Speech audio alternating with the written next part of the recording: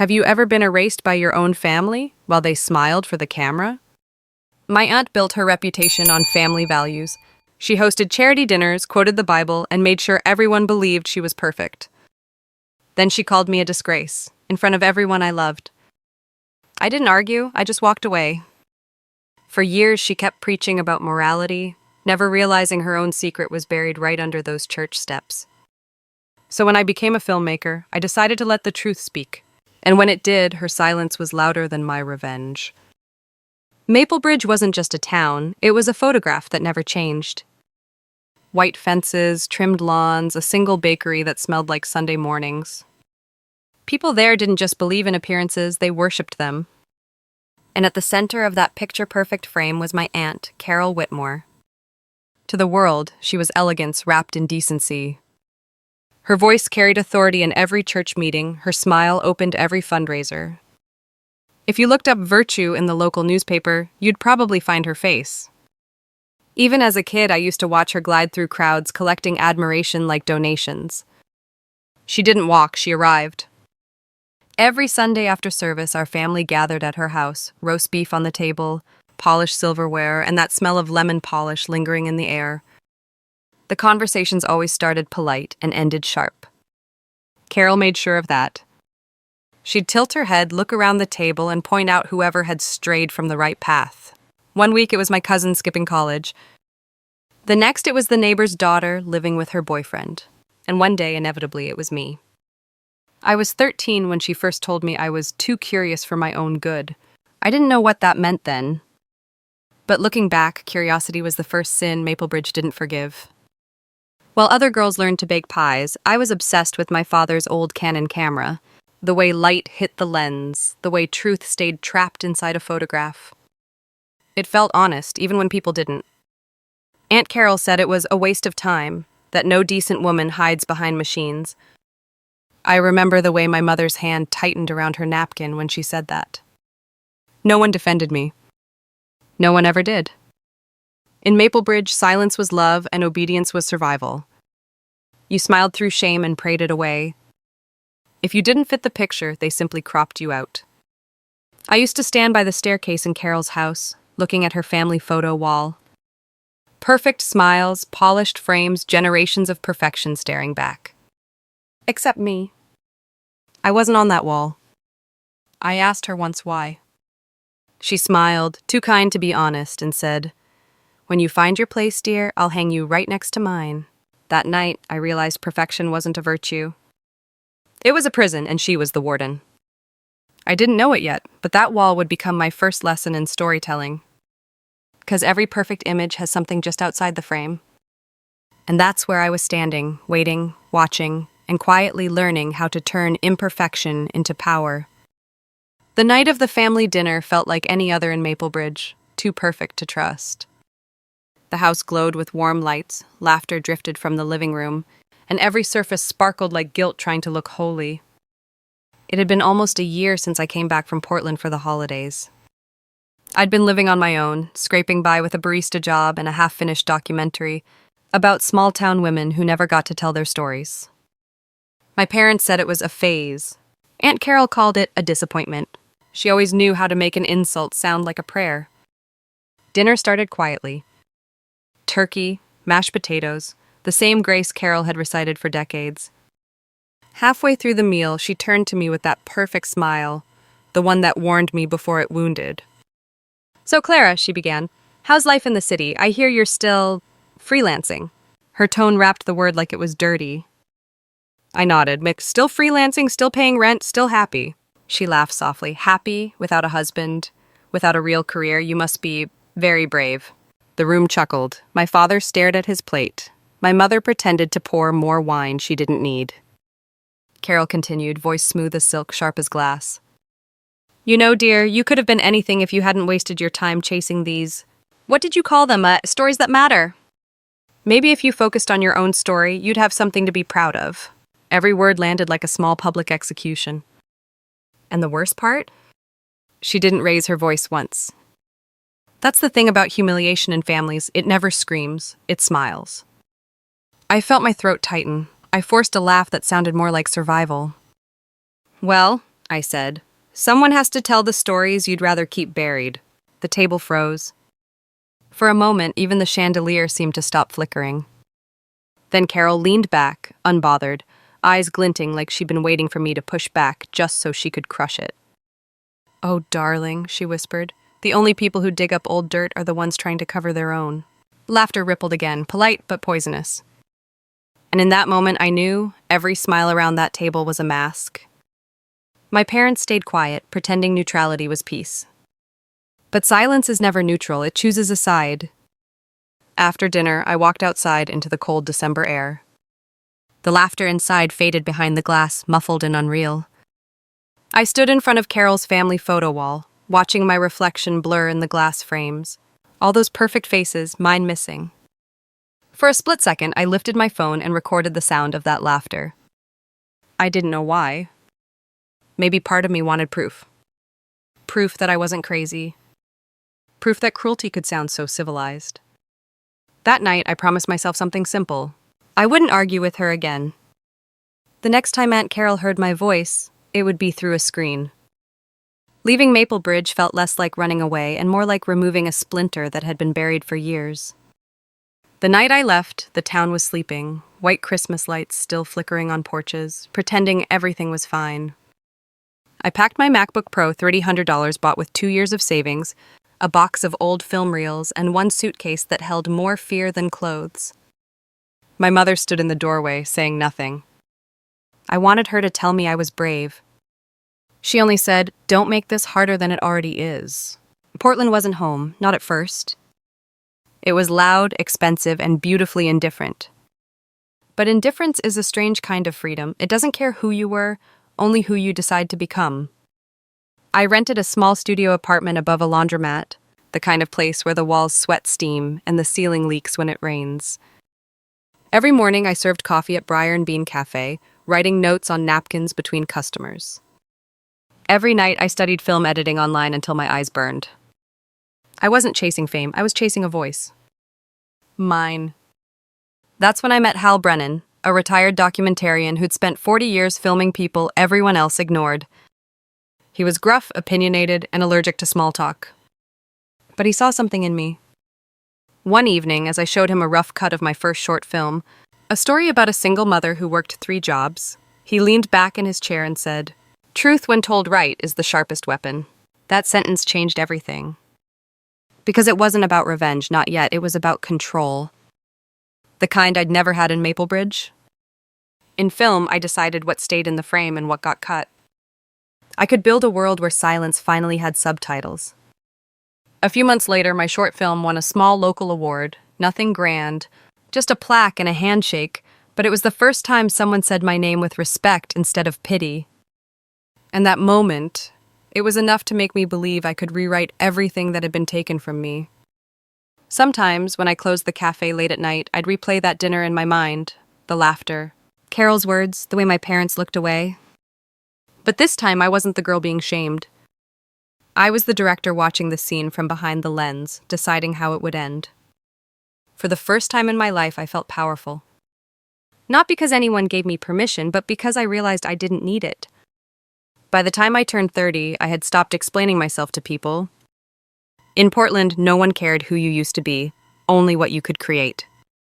That anonymity felt like oxygen after years of suffocating under Maplebridge's expectations. I no longer wanted to fit into anyone's definition of success. Instead, I wanted to give a voice to those who had been told they didn't matter. That was how Hidden Histories was born. It started small, interviews with women who had been quietly erased. A nurse fired for being divorced. A teacher shunned for leaving her husband.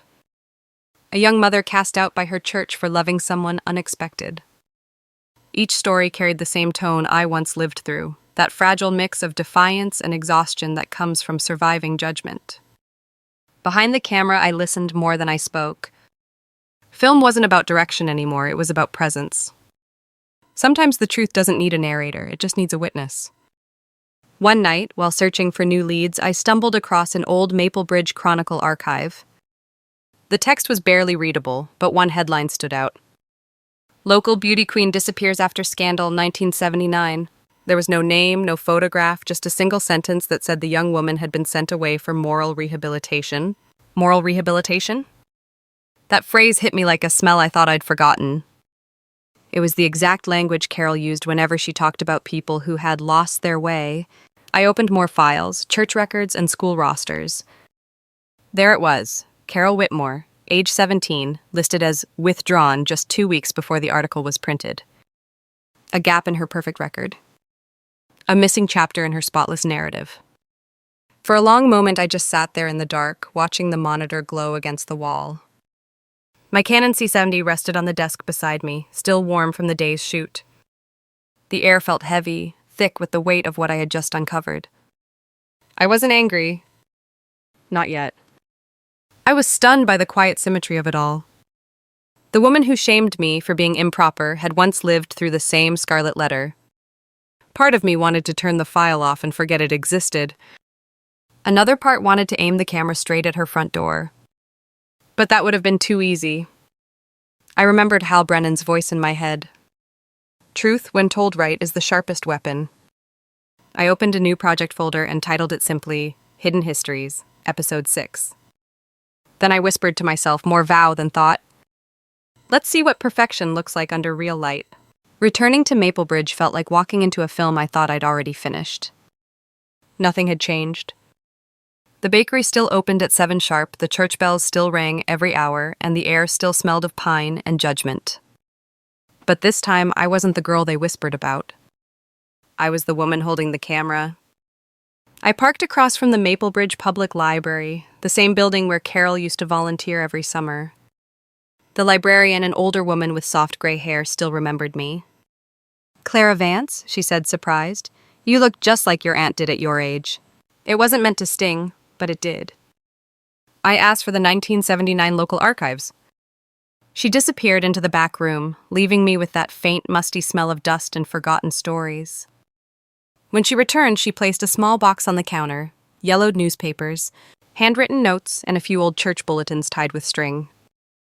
As I sifted through them, one folded paper caught my eye. It wasn't a newspaper, it was a diary page. The handwriting was careful, young, and heartbreakingly familiar. "I am not a sinner," it read. "I only wanted to be loved. But in this town, love is the greatest sin of all." My throat tightened. The signature at the bottom was just one letter, C. It wasn't proof, not legally, but emotionally it was enough. The same loops, the same slanted cursive Carol still used to sign Christmas cards. For the rest of the afternoon, I sat there reading her words, entries written in secret, describing a girl banished by her family, a baby taken away, and a forced relocation to another state for correction. Every line pulsed with the same desperation I'd seen in the eyes of the women I interviewed. For a moment, I forgot she was my aunt. She was just another woman punished for being human. I leaned back in the chair, staring at the library ceiling. The lights hummed softly above me, flickering in rhythm with my heartbeat. For years, Carol had built an empire of morality, convincing everyone she'd never made a mistake. And now I was holding the ghost of the girl she used to be. Anger came, but it was quiet, steady, not wild.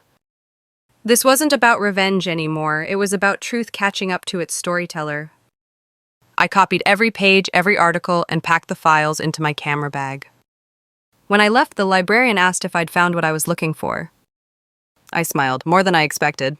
Outside, the church bells started ringing again. I stood on the steps, the sound echoing across the empty street, sharp and haunting. I remembered Carol's words from that dinner. The only people who dig up old dirt are the ones trying to cover their own. She was half right. I was digging, but not to bury her. I was digging to set her free from her own lie. And maybe, somewhere in that freedom, I'd find mine too. I returned to Maplebridge not as family, but as an observer. It was early autumn. The air carried that crisp smell of pine and old wood, the kind that made the whole town feel stuck between memory and denial. I drove slowly past the church, the high school, the library, the park. Every building looked smaller than I remembered, like nostalgia had been lying about the scale of things.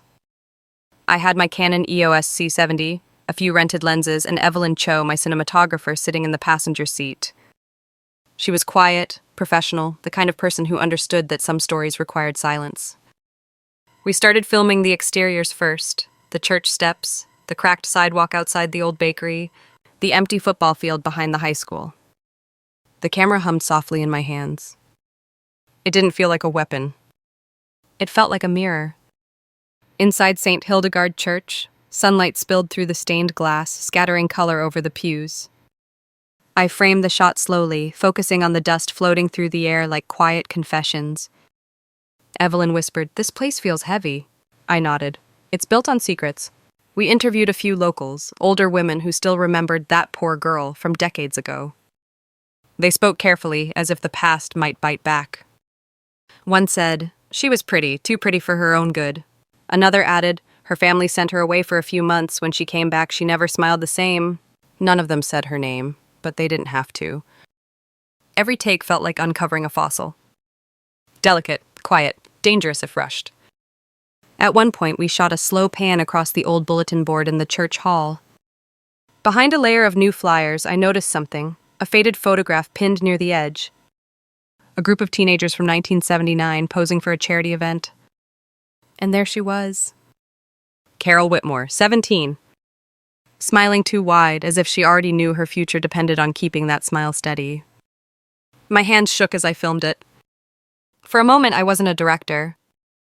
I was a niece watching the cracks form in a monument. Later that evening, we set up a small interview space in my parents' garage. The soundproof padding made the air feel close, almost sacred. That's where I recorded the voice of an anonymous woman. We disguised her tone through a modulator and softened the lighting so her face dissolved into shadow. The story she told was raw: pregnancy, shame, exile, forgiveness denied. Every pause between her sentences carried a lifetime of silence. After we wrapped, Evelyn looked at me. "That voice," she said quietly. "It sounds like she's confessing to God." I didn't answer, because I already knew whose voice it was, even if she didn't realize she'd been confessing to me all along. Back in my apartment, I began the edit. The footage glowed across my MacBook Pro, the cursor blinking like a heartbeat. Carol's photo, the church bells, the anonymous voice. Piece by piece, they fell into place, past and present merging into something that felt inevitable. As I added the final crossfade, I thought about the crowdfunding campaign that had helped fund this project. $36,000 from strangers and one anonymous donation of $750. Carol's name had been on the receipt. Aunt Carol had literally paid to tell her own story. I sat there for a long time, staring at the timeline on the screen, the cursor still blinking. It didn't feel like victory. It felt like gravity, truth pulling everything back where it belonged. I whispered into the quiet room, "You wanted perfection, I gave you the truth." The email arrived on a Tuesday morning. Subject line, "Official selection, National Documentary Awards, Seattle." For a few seconds, I thought it was spam. Then I read it again. Hidden Histories had been chosen for the social impact category. It wasn't just a screening, it was the closing night feature. The same festival that once rejected my student film now wanted to put my work on its biggest screen. I stared at the screen until my coffee went cold. For the first time, the silence in my apartment didn't feel lonely. It felt like breath before a storm. Evelyn screamed when I called her. Hal Brennan, my mentor, sent a one-line email, "Told you so." But I didn't celebrate. Because I already knew what came next. Success invites witnesses. And Maplebridge had always loved a show. I spent the next week cutting the final version of the film. Each frame felt like a heartbeat. The church windows. The photo of Carol at 17. The anonymous voice trembling through confession. Every moment carried the same quiet electricity, truth waiting to be seen. When I submitted the final export, I wrote a single line in the caption field, dedicated to the women who were told their stories were shameful. 2 days later, I printed the invitations, one for my parents, and one addressed to Carol Whitmore, care of the Maplebridge Community Council. It wasn't spite, it was symmetry. She had once summoned an audience to watch me break. Now I was inviting her to watch herself. A week before the festival, Carol posted a photo online. She was standing in front of the church, wearing her signature navy suit, holding a bouquet of lilies. The caption read, "Proud to support my niece's inspiring documentary about women's strength and redemption." Hundreds of likes. The irony almost made me laugh. Even now, she was curating her image, still performing the saint. Evelyn and I drove to Seattle in my old hatchback, the back seat filled with camera gear and caffeine cans. The city skyline rose out of the fog like a new beginning. I had dreamed of this moment for years, my name on a festival program, my story finally finding an audience. But underneath the pride was something else, a pulse of fear. Because this wasn't just a film anymore, it was an unveiling. A mirror held up to a woman who had spent her life pretending her reflection didn't exist. That night, as I rehearsed my Q&A answers in the hotel room, I could hear the hum of the projector from the next hall. The sound reminded me of a heartbeat, of light cutting through darkness, of truth waiting behind the reel. I didn't know if Carol would actually come, but I knew she'd see it, one way or another. People like her always do. They can't resist the stage even when the story isn't kind to them. When I turned off the lamp, the city lights flickered through the window, washing the room in a soft, restless glow. Tomorrow the curtain would rise, and perfection would finally have to answer to truth. The night of the premiere felt unreal. Seattle was cold, wrapped in fog that curled around the theater lights like smoke. Outside, the red carpet shimmered beneath camera flashes. I watched from a distance, holding my press badge, not ready to step into the noise. Inside, the auditorium buzzed with quiet excitement, the kind of hum that happens before truth enters the room. Rows of faces, strangers and critics, glowing in the reflection of the silver screen. And in the front row, just like I knew she would be, sat Carol Whitmore. Perfect posture, navy suit. A soft smile carefully painted to look humble. My parents sat beside her, uneasy but proud. They hadn't seen me in over a year. When my mother caught my eye from across the room, she smiled, small and trembling, like someone who finally realized her daughter had built something bigger than approval. The lights dimmed. The hum of the projector filled the silence. And then it began. Hidden Histories opened with the sound of church bells and the image of Maple Bridge at dawn, white fences, quiet streets, and that same false calm I grew up inside. The audience leaned forward, drawn into the stillness. They didn't know they were about to witness a confession disguised as a documentary. The first act played smoothly, stories of women exiled for loving the wrong person, for breaking rules they never agreed to. I watched the crowd from the back row. Every tear, every gasp, every uneasy shift in the seats, it all played like an orchestra I'd been conducting for years. Then came the final segment. The lights on the screen darkened. A voice, older and trembling, filled the room. It spoke slowly, each word carrying the weight of decades. They told me I'd brought shame to my family, that my sin would follow me forever, so they sent me away. And when I came back, I was no longer a daughter, no longer a sister. Just a shadow they could pretend had never existed. Her face was hidden, her name was never mentioned. But the details, 1979, the church, the expulsion, were unmistakable. In the dim light, I saw Carol's body stiffen. Her hands, folded perfectly in her lap, began to tremble. My father turned toward her, realization flooding his face. My mother's eyes filled with tears, and still no one spoke. The camera lingered on the image of an old church door closing, sunlight spilling through the cracks. The voice whispered one last line. I spent my life teaching others to be pure. But the only purity I ever found was in telling the truth. Silence, long, heavy, absolute. Then the credits began to roll. Applause erupted, slow at first, then thunderous. The audience rose to their feet. From where I stood, I could see Carol's empty seat. She had slipped out quietly before the lights came up. The applause washed over the room, but I barely heard it. I was listening for something else, the echo of her footsteps fading down the hallway. After the screening, a reporter approached me with a microphone. Was the last story based on someone real? I smiled softly. All truth is real, I said, even when it hides its face. That night I didn't go to the after-party. I walked alone through the streets of Seattle, the city lights reflecting off the wet pavement. The fog had lifted. For the first time in years, so had I. By morning, the story had already spread. Someone had filmed the Q&A on their phone and uploaded it with the caption, "The documentary that made a town face its hypocrisy." Within hours, it had gone viral. Messages flooded my inbox, praise, gratitude, anger, confession. People didn't just watch the film, they saw themselves in it. Every local paper in Oregon ran the same headline: Hidden Histories exposes Maplebridge scandal. Reporters camped outside the church. Donors withdrew support from Carol's charity foundation. Her public image, decades in the making, collapsed overnight. But I didn't feel triumphant. I didn't even feel relief. Just a strange quiet, like the world had exhaled after holding its breath for too long. My parents called that evening. They'd seen everything. My mother's voice was soft, careful. "You didn't have to do it like this, Clara." I paused. Would she have listened any other way? Silence. Then unexpectedly, my father said, "She's not the only one who looked away." That was the closest thing to an apology I'd ever get. And somehow, it was enough. A week later, I drove back to Maplebridge. The town looked the same, but something in the air had shifted, like the silence had learned how to listen.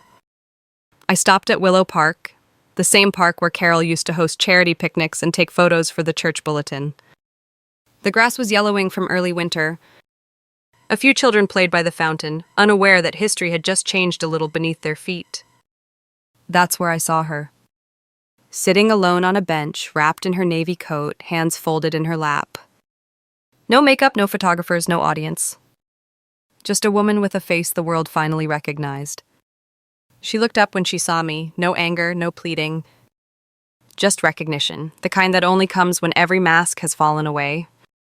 For a moment, neither of us spoke. There was nothing left to defend. Only truth and what it had cost us both. I sat on the opposite bench. Between us, the air felt heavy but not cruel. She opened her mouth slightly, as if to say something, then closed it again. Instead, she nodded once, slow and deliberate, like someone acknowledging a mirror. When I stood to leave, I glanced toward the church steeple in the distance. The bells rang again, same as always, but softer this time. Like they, too, had learned something. Back home, I passed by Carol's house on the edge of town. Through the window, I could see her family photo wall, some frames gone, others rearranged. In the center hung a single new photo, a still frame from my film. Light spilling through stained glass, no faces, just truth. Weeks passed. The noise faded. The world moved on to the next story, the next outrage, the next headline. But Maplebridge stayed quiet, too quiet, like the air after a storm. One morning I found an envelope in my mailbox, no return address. Just my name, handwritten in a looping cursive I hadn't seen since childhood. I knew before I opened it. Inside was a single page, creased at the corners. The paper smelled faintly of old perfume and cedar. The handwriting was careful, deliberate, trembling. "You told my story better than I ever could. For years I buried the truth because I thought it made me small. But you showed me it was the only thing that ever made me human." Thank you, see? I read it 3 times before I folded it back into the envelope. No tears came, only a strange warmth, like something heavy had finally let go. For the first time, I didn't feel anger when I thought of her. Just understanding. She had built her life on silence because no one had ever let her speak. And I had spent mine breaking silences to prove I existed. In the end, we were both telling the same story, just from opposite sides of shame. That night, I pinned the letter to my studio wall beside a still frame from the film. Sunlight through stained glass, color bleeding into every corner. It reminded me that even the harshest truth can create something beautiful when you let the light through. People often ask me if my film was revenge. It wasn't, it was a reckoning. Not to destroy her, but to set us both free. Because sometimes the only way to heal from a lie is to make it visible. If you've ever been silenced, if your truth has ever been dismissed by the people who should have loved you most, remember this. You don't have to shout to be heard. You just have to keep the light on long enough for the truth to find its way out. And if this story stayed with you, even for a moment, stay with us. Listen, feel, and share your story. There are so many voices like mine waiting for their light. Because here, on Heartless Revenge, we don't just tell stories about pain. We tell stories about power, the kind born from surviving it.